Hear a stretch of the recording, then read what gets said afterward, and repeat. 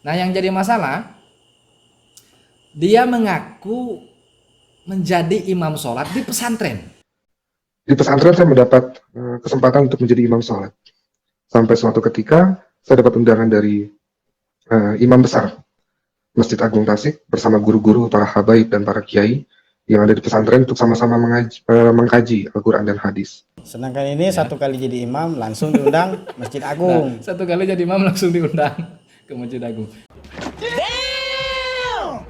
Iz khalatil malaikatu ya Maryamu Iz khalatil malaikatu ya Maryamu Iz khalatil malaikatu ya Maryamu.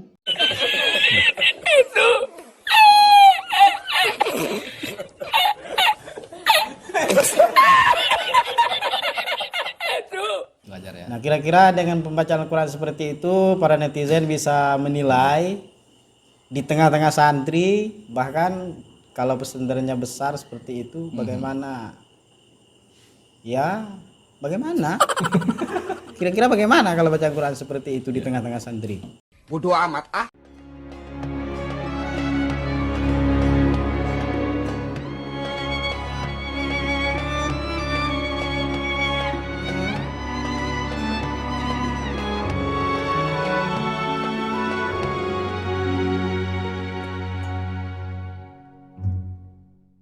Assalamualaikum warahmatullahi wabarakatuh.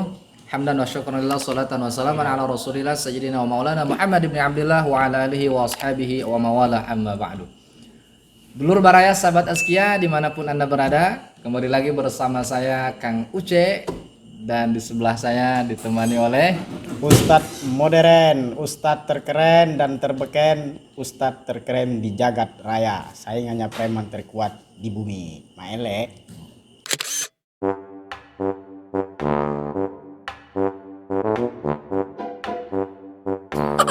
itu saingannya berarti ya. Saingannya. Kalau dia preman terkuat di bumi, kalau saya Ustadz terkeren di jagat raya. Sahabat Azkia, seperti biasa pada video ini kita akan mengomentari atau membantah tuduhan orang-orang yang murtad atau orang-orang yang ngaku murtad ya. Shalom, saudara terkasih. Sebelumnya perkenalkan, nama saya Aldi Putra. Saya dilahirkan di kota Jakarta dan dibesarkan dalam lingkungan muslim. Bahkan kakek saya dan keluarga dari bapak adalah seorang haji. Saya dididik keras oleh orang tua tentang ajaran muslim sejak kecil. Sehingga saya menjadi orang yang boleh dikatakan fanatik terhadap agama saya. Jadi ada murtadin Bang Aldi dari Jakarta ya. Orang tuanya dari kakeknya ya, dari keturunan bapaknya haji katanya. Haji itu tidak jaminan untuk seterusnya Islamnya baik, tidak ada jaminan. Itu bukan Banyak sesuatu juga yang spesial ya. Ya, banyak juga yang pakai peci haji masang nomor togel, banyak juga. Nah, juga ya. Ya. Dan tolak ukur keimanan seseorang itu bukan dari pecinya. Bisa jadi yang peci kayak saya ini kan lebih bagus daripada peci haji, bisa jadi. Gitu ya. Gitu ya. Bahkan Nabi Nuh alaihissalam ya, beliau mempunyai anak dan istri yang durhaka. Durhaka. Padahal seorang nabi. Seorang nabi ya. Apalagi cuma sekedar haji Sekedar gitu haji, tidak ada jaminan. Bahkan Nabi Muhammad pamannya pamannya tidak juga memeluk Islam, padahal dia seorang nabi, bahkan khatamul anbiya, penutup para nabi, Makhluk pemimpin termulia. para nabi. Tidak ada jaminan. ya. Dan lagi-lagi setiap murtadin pasti entah apa motifnya pasti mengaku bahwa saya dididik keras lah, kemudian saya termasuk orang yang fanatik di dalam Islam dan seterusnya. Ya, kalau ada para subscriber kita nih, Ya, ada yang banyak komentar tuh dia kayak kalau fanatik gak mungkin murtad gitu, ya. ya kan? Makanya kita komentari terus orang-orang yang seperti ini. Semakin banyak murtadin walaupun itu abal-abal ataupun asli, ya tetap kita komentari. Kecuali kalau dia murtad itu tidak membawa nama-nama ataupun kegiatan di dalam agama kita Islam, seperti haji, baca Quran lancar, kakek neneknya haji. Nah, itu kan Muslim fanatik lah. dia muslim fanatik, seakan-akan agama Islami jelek gitu. Iya, betul. Oke. Nah, yang paling lucu, dia ini katanya pernah jadi imam sholat di pesantren. Luar biasa. Oh, karena dia katanya tinggal di pesantrennya. Mari kita simak sama-sama. Saya memutuskan pergi ke kota Tasikmalaya hingga saya ditolong oleh seorang bapak-bapak yang begitu baik. Beliau adalah salah satu pendiri pondok pesantren di Tasik. Dan akhirnya saya tuh tinggal di lingkungan pondok pesantren milik beliau. Sahabat Taskia yang luar biasa. Jadi Bang Aldi ini mengaku dia tinggal atau pindah ya, mencari kehidupan, bekerja di Tasikmalaya. Kemudian dia ditolong oleh seorang bapak-bapak, ternyata juga pimpinan pesantren di Tasikmalaya ya. Karena kebetulan saya dari Tasikmalaya juga, Ustaz. Ya. Dan Tasikmalaya itu adalah Kampung berarti antum sama dia tuh berarti. dia kan orang Jakarta, Tapi ke Tasik. tinggal di Tasik. Nah ini malah mencemarkan nama baik Tasikmalaya nih. Iya.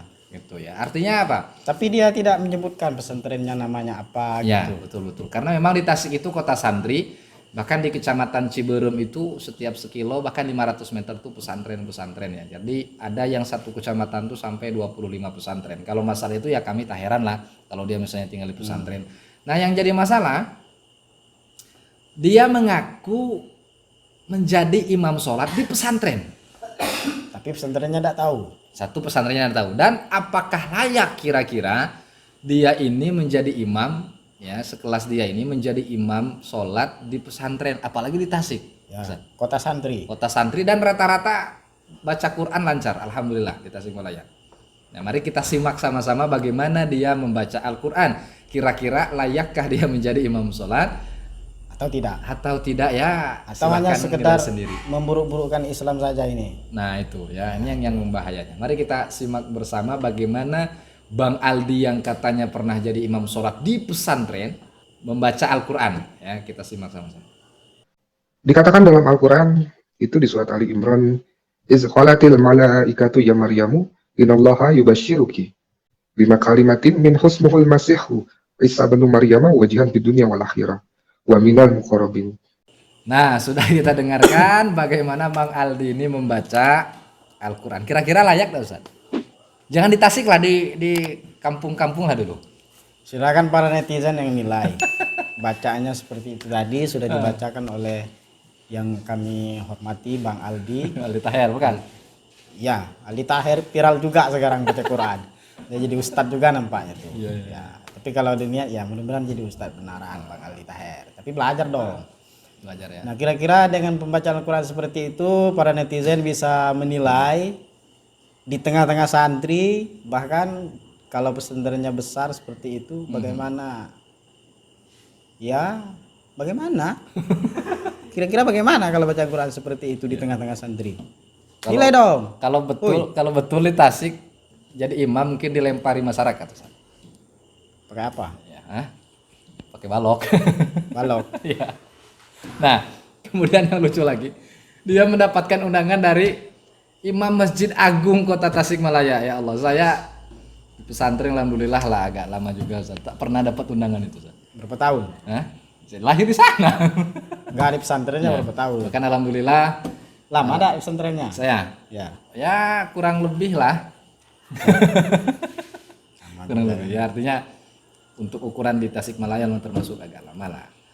Gitu. Nah, bahkan alhamdulillah juga sempat beberapa kali ya mengikuti perlombaan-perlombaan istilahnya tingkat kabupaten bahkan tingkat provinsi, tapi tak pernah dapat undangan spesial gitu dari Imam Masjid Kota Tasikmalaya, Imam Masjid Agung loh. Sedangkan ini satu kali jadi imam langsung diundang Masjid Agung. Nah, satu kali jadi imam langsung diundang ke Masjid Agung. Nah, inilah yang ya kita tidak menghakimi beliau ini Bang Ali ini bohong atau tidak ya, tapi ya silahkan antum-antum semua para netizen nilai sendiri apakah yang dia ucapkan itu benar atau ya memang kalau istilah para netizen ini kadal. Ya. Kafir dari lahir. Cuma ya karena untuk menarik simpati atau bahkan mungkin ya untuk ada apa namanya visi misi kristenisasi pemurtadan yang memang masif ya mereka menyebarkan memang seperti ini kesaksian-kesaksian palsu. Itu saja.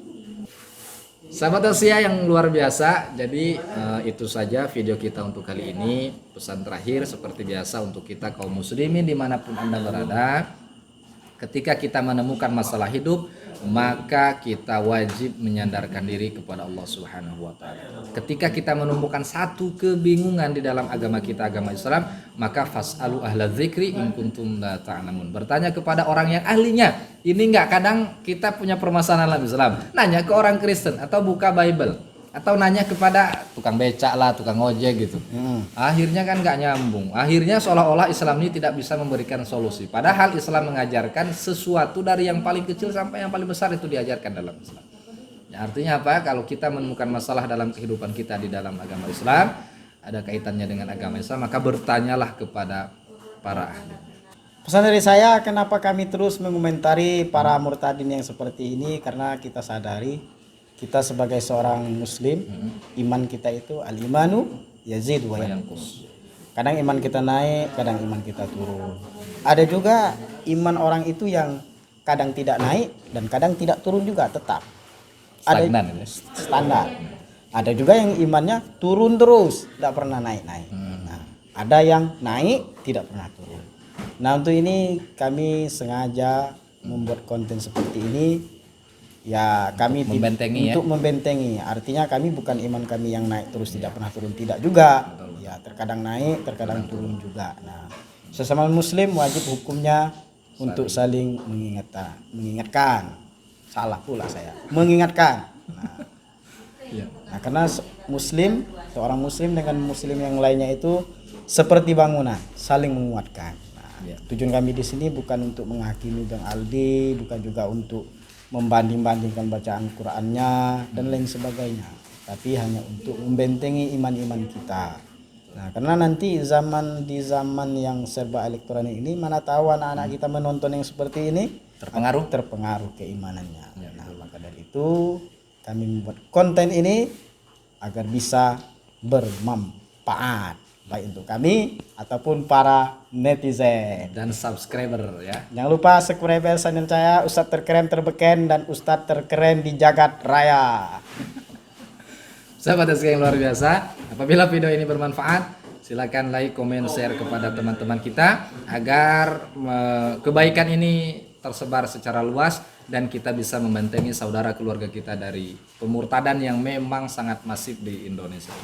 Ukuran keimanan seseorang itu bukan dari ya bacaan rajin dan lain sebagainya, ataupun ukuran keimanannya dari peci hajinya, bukan.